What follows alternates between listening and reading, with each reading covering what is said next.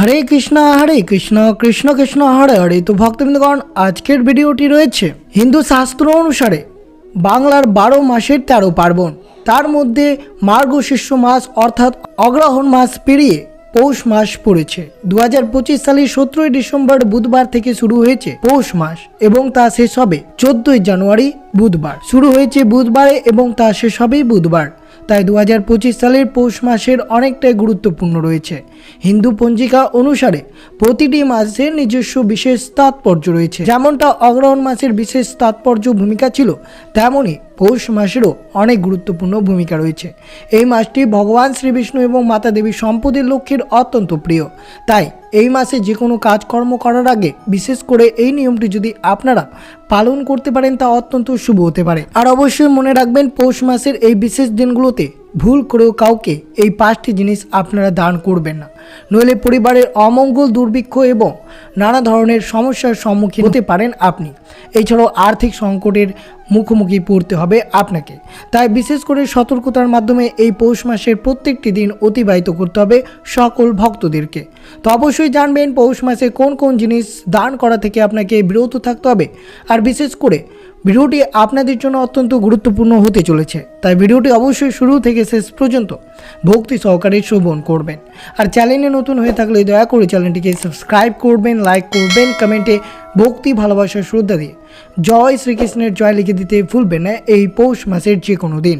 তো অবশ্যই ভিডিওটি আপনারা শুরু থেকে শেষ পর্যন্ত ভক্তি সহকারে শ্রবণ করুন। হিন্দু পঞ্জিকা অনুসারে পৌষ মাস হলো বছরের 10ম মাস, যা মাঘশীর্ষ পূর্ণিমার পর শুরু হয় এই পৌষ মাসটি।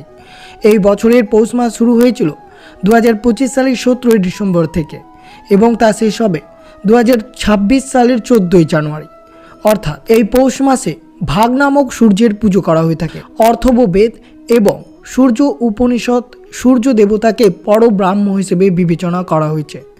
ধর্মীয় বিশ্বাস অনুসারে পৌষ মাসের প্রত্যেকটা দিন আপনারা ব্রহ্মা মুহূর্তে ঘুম থেকে উঠে স্নান করে শুদ্ধ বস্ত্র পরিধান করে প্রতিদিন সূর্যদেবকে জল অর্পণ করতে পারে, তা অত্যন্ত শুভ হতে পারে। প্রতিদিন সূর্যদেবকে জল অর্পণ করলে সূর্যদেবের সন্তুষ্ট হন এবং জীবনের স্বাস্থ্য, সম্পদ, শস্য, পুত্র, সাফল্য, জ্ঞান, খ্যাতি এবং সৌভাগ্যের আশীর্বাদ প্রদান হয়। বিশেষ করে মনে রাখতে হবে, সন্ধ্যায় আপনি সূর্য নারায়ণকে জল অর্পণ করতে পারেন। জল অর্পণ করার সময় সূর্যদেবের মন্ত্র জপ করা খুবই উপকারী। সূর্য মন্ত্রটি অবশ্যই আপনাদেরকে কমপক্ষে 108 বার পাঠ করে এই দিনটি অতিবাহিত করতে হবে। মন্ত্রটি হচ্ছে ওম শ্রী সূর্য দেবায় নমঃ, ওম শ্রী সূর্য দেবায় নমঃ। এই পৌষ মাসে অবশ্যই আপনারা নিজের সাধ্যমতো কোনো গরিব বা দুঃস্থ ব্যক্তিকে কম্বল, গরম কাপড়, গুড়, তিল ইত্যাদি দান করতে পারেন। এই মাসে সূর্য ছাড়াও ভগবান বিষ্ণুর পুজো করা অত্যন্ত শুভ। তার সাথে অবশ্যই মাতা দেবী সম্পদের লক্ষ্মীরও পুজো করবেন এই বিশেষ দিনগুলোতে। পৌষ মাসে বিশেষ করে আপনাদেরকে অবশ্যই শুধুমাত্র তামার পাত্র থেকেই সূর্যদেবকে জল অর্পণ করবেন। এইভাবে এই নিয়মে জল অর্পণ করলে তা অত্যন্ত শুভ হতে পারে আপনাদেরকে। আর রবিবারের উপোসের দিন সূর্যদেবকে তিল বা ভাতের খিচুড়ি নিবেদন করুন। পৌষ মাসের যে কোনো রবিবার অবশ্যই এই নিয়মটি আপনাদেরকে করতে হবে। পুরাণ অনুসারে এমন একটি বিশ্বাস করা হয় যে পৌষ মাসে সূর্যকে অগ্র নিবেদন করার সময় বেশ কয়েকটি জিনিস আপনাকে মেনে চলতে হবে। বিশেষ করে লাল চন্দন, লাল ফুল এবং জল একটি তামার পাত্রে ঢেলে সূর্যকে নিবেদন করবেন। আর যে মন্ত্রটি আপনাদের সাথে তুলে ধরলাম সেই মন্ত্রটি পাঠ করবেন এই বিশেষ দিনগুলোতে। আর অবশ্যই শ্রবণ করবেন এই পৌষ মাসে কোন কোন জিনিস বাড়ি থেকে দান করা একবারে উচিত নয়, অর্থাৎ এড়িয়ে চলা উচিত এই জিনিসগুলো দান করা থেকে। যদি এই জিনিসগুলো দান করেন তাহলে পরিবারের অমঙ্গল, দুর্ভিক্ষ এবং যে কোনো ধরনের আর্থিক সংকটে আপনাকে মুখোমুখি হতে পারে। তাই বিশেষ করে সতর্ক থাকবেন। বলা হয় পৌষ মাস চলাকালীন এমন কিছু কিছু জিনিস কাউকে দান করতে নেই, যাতে আপনি আপনার নিজের সর্বনাশ নিজে ডেকে আনবেন। বিশেষ করে মনে রাখতে হবে, এই সব জিনিস দান করা থেকে এড়িয়ে চললে আপনি যে কোনো কর্মে খুব সহজেই সাফল্য লাভ করতে পারবেন।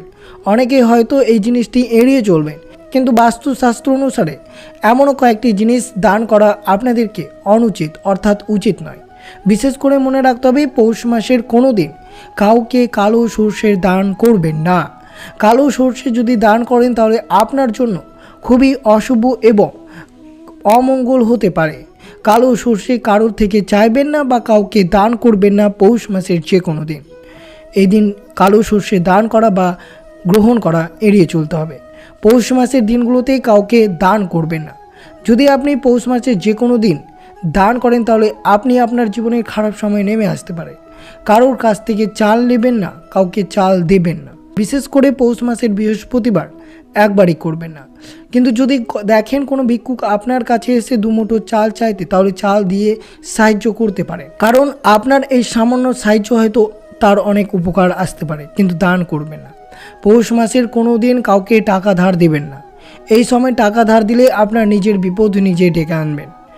এই সময় একমাত্র ভিক্ষুক বা দরিদ্র মানুষকে টাকা দান করা ছাড়া কাউকে টাকা ধার হিসেবে ধার দেবেন না এবং কারোর কাছ থেকে টাকা ধার হিসেবে চাইবেন না। সেই বিষয়টি আপনাদেরকে মনে রাখতে হবে এই পৌষ মাসের যে কোনো দিন। পৌরাণিক গ্রন্থ বিশ্বাস অনুসারে পৌষ মাসে অবশ্যই সূর্য পুজোর উপোসের সময় বিশেষ করে মনে রাখবেন এই জিনিসগুলো দান করবেন না। যেহেতু পৌষ মাসে সূর্য দেবতা উপাসনা করা উচিত তার দেবতার নাম ধরে। পৌষ মাসের দেবতা সূর্যকে ঈশ্বরের রূপ হিসেবে মানা হয়।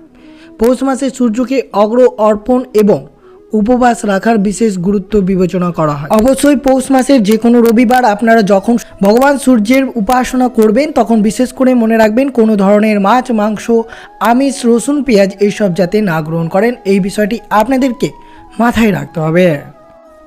এছাড়াও পৌষ মাসে আপনারা যেসব জিনিস দান করা থেকে এড়িয়ে চলবেন তা অবশ্যই একবার হলেও শ্রবণ করুন।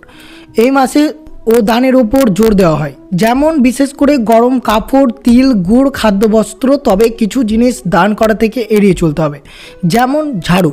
বিশেষ করে মনে রাখবেন পৌষ মাসের কোনো দিন আপনারা ঝাড়ু কাউকে দান করবেন না। ঝাড়ু দান করলে মাতা দেবী লক্ষ্মী অত্যন্ত রুষ্ট হতে পারে সেই পরিবারের ওপর।